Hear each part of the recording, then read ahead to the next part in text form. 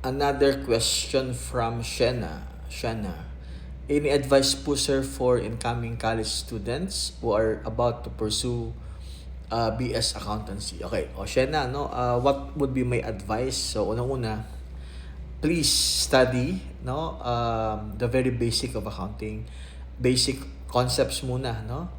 At the same time, to understand, no? Bakit ganun, no? Especially about the entries. So, very important that you need to learn first the fundamental or the basic of accounting bago ka pumunta sa higher accounting like FAR, like AFAR or advanced accounting. Okay. BS accountancy, no, hindi lang po tayo more on accounting, no? Kasama rin po yung mga management accounting, financial management, saka yung taxation and RFPT, no?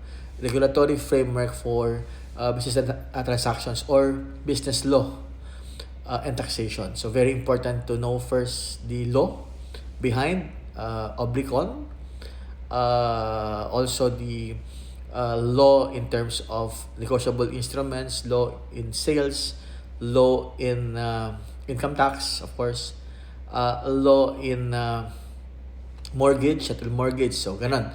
So, and also business law, no, or taxation. So, again, ano lang, wag madali, no?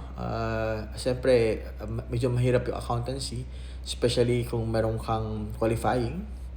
At the same time, meron kang to maintain the grading, no, or retention policy. So, yun.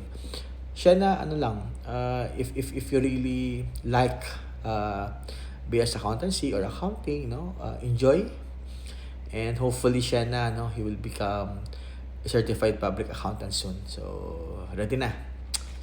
Thank you.